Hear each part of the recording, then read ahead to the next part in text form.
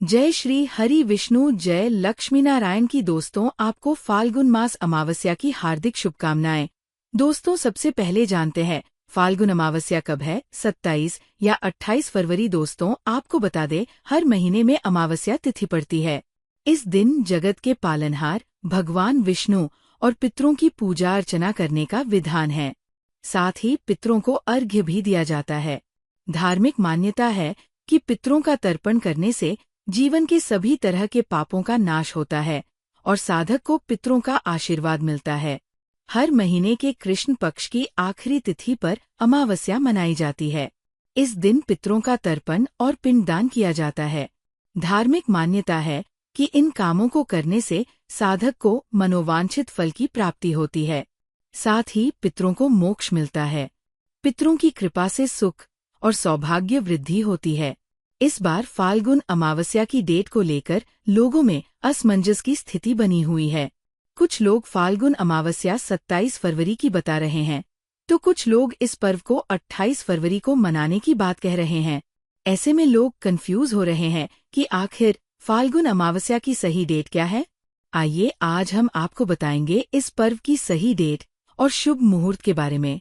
वैदिक पंचांग के अनुसार फाल्गुन अमावस्या तिथि की शुरुआत 27 फरवरी को सुबह 08:54 पर होगी।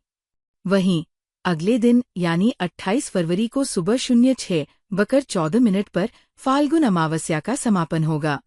ऐसे में 27 फरवरी को फाल्गुन अमावस्या का पर्व मनाया जाएगा। शुभ मुहूर्त।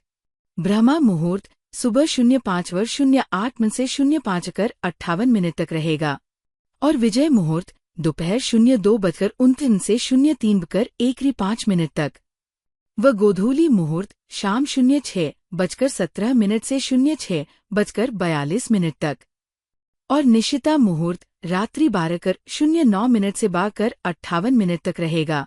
वहीं सूर्योदय और सूर्यास्त का समय। सूर्योदय सुबह 6:10 पर, सूर्यास्त शाम 6:20 पर। फाल्गुन अमावस्या की कथा। हिंदू धर्म में फाल्गुन अमावस्या का विशेष महत्व माना जाता है और इस दिन भगवान शिव की आराधना की जाती है। आज यानी 27 फरवरी को फाल्गुन अमावस्या मनाई जा रही है। फाल्गुन अमावस्या पर स्नानदान के साथ ही व्रत कथा का पाठ करना बहुत फलदायी माना गया है।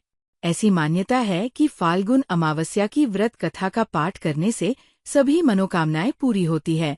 हिंदू पंचांग के अनुसार फाल्गुन का महीना साल का अंतिम महीना होता है। इसके बाद आने वाले चैत्र माह से हिंदू नववर्ष का शुरू हो जाता है। फाल्गुन माह के कृष्ण पक्ष की अंतिम तिथि को फाल्गुन अमावस्या मनाते हैं, जो कि आज यानी 27 फरवरी को मनाई जा रही है। फाल्गुन अमावस्या महाशिवरात्रि के पर्व के बाद आती है और हिंदू वर्ष की अंतिम अमावस्या होती है। हिंदू धर्म में फाल्गुन अमावस्या का विशेष महत्व माना जाता है और इस दिन भगवान शिव की आराधना की जाती है। फाल्गुन अमावस्या को पवित्र नदी जैसे गंगा आदि में स्नान करने और स्नान के बाद दान करने से पुण्य फलों की प्राप्ति होती है। साथ ही फाल्गुन अमावस्या पितरों का तर्पण, पिंडदान और श्राद्ध करने के लिए सबसे उत्तम मानी जाती है। फाल्गुन अमावस्या पर स्नानदान के साथ ही व्रत कथा का पाठ करना बहुत फलदायी माना गया है। ऐसी मान्यता है कि फाल्गुन अमावस्या की व्रत कथा का पाठ करने से सभी मनोकामनाएं पूरी होती है। ऐसे में आइए पढ़ते हैं फाल्गुन अमावस्या की व्रत कथा। फाल्गुन अमावस्या व्रत कथा। एक गांव में ब्राह्मण परिवार था जिसमें पति पत्नी और उनकी एक पुत्री रहती थी। उनका जीवन सामान्य चल रहा था। उनकी पुत्री धीरे धीरे बड़ी होने लगी और बढ़ती आयु के साथ उसमें स्त्रियों के गुणों का विकास होने लगा था। वह बहुत सुंदर, सुशील और सर्वगुण संपन्न थी, लेकिन गरीब होने की वजह से उसका विवाह नहीं हो पा रहा था। एक दिन उस ब्राह्मण के घर पर एक साधु महाराज पहुंचे। ब्राह्मण पुत्री ने साधु महाराज की खूब सेवा की और उसकी सेवा से प्रसन्न होकर साधु महाराज ने कन्या को लंबी उम्र का आशीर्वाद, लेकिन ये भी बताया कि उसके हथेली में विधवा योग है। इससे चिंतित होकर ब्राह्मण परिवार ने साधु से इस योग का कोई उपाय पूछा। तब साधु ने कुछ देर सोच विचार के बाद बताया कि कुछ दूरी पर एक गांव में सोना नाम की धोबिन जाति की एक महिला अपने बेटे और बहू के साथ रहती है। वह महिला बहुत ही संस्कारों से संपन्न, पतिव्रता और निष्ठावान है। अगर आपकी कन्या उस महिला की सेवा करे और इसके विवाह में वह महिला अपनी मांग का सिंदूर लगा दे, तो इस कन्या की कुंडली का विधवा योग दूर हो सकता है। साधु की ये बात सुनकर ब्राह्मण ने अपनी बेटी से धोबिन की सेवा करने की बात कही और अगले दिन कन्या सुबह उठकर सोना धोबिन के घर चली गई। फिर रोजाना वो धोबिन के घर की साफ सफाई और सारे काम अपने घर वापस चली जाती थी। एक दिन सोना धोबिन अपनी बहू से पूछती है कि तुम तो सवेरे उठकर सारे काम कर लेती हो और पता भी नहीं चलता है। तब बहू ने कहा, मां जी, मैंने तो सोचा कि आप ही सुबह उठकर सारे काम खुद ही खत्म कर लेती हैं। मैं तो देर से उठती हूँ। इसके बाद दोनों सास बहू निगरानी करने लगी कि कौन सवेरे ही उनके घर का सारा काम करके चला जाता है। कई दिनों बाद धोबिन ने देखा कि एक कन्या सुबह में उनके घर आती है और सारे काम करके चली जाती है। जब वो कन्या जाने लगी तो सोना धोबिन उसके पैरों पर गिर पड़ी और पूछने लगी कि वह कौन है जो ऐसे छुपकर उसके घर में काम करती है। तब कन्या ने साधु की कही गई सारी बात बताई। सोना धोबिन पतिव्रता थी और उसमें तेज था, इसलिए वह इस बात के लिए तैयार हो गई। सोना धोबिन के पति की तबीयत थोड़ी खराब थी, इसलिए उसने अपनी बहू से अपने लौट आने तक घर पर ही रहने के लिए कहा। सोना धोबिन ने जैसे ही अपने मांग का सिंदूर उस कन्या की मांग में लगाया तो उसके पति की मृत्यु हो गई। थोड़े समय बाद उसे इस बात का पता चला। वो घर से निर्जल ही चली थी। सोना धोबिन ये सोचकर कि रास्ते में कहीं पीपल का पेड़ मिलेगा तो उसे भंवरी देकर उसकी परिक्रमा करने के बाद ही जल पिएगी। उस दिन फाल्गुन अमावस्या थी। उस ब्राह्मण के घर मिले पुए क्वान की जगह उसने ईंट के टुकड़ों से 108 बार भंवरी देकर पीपल के पेड़ की 108 बार परिक्रमा की और फिर जल ग्रहण किया। ऐसा करते ही उसका पति वापस जीवित हो गया। ऐसे में माना जाता है कि फाल्गुन अमावस्या के दिन व्रत करने से पुण्य फल की प्राप्ति होती है।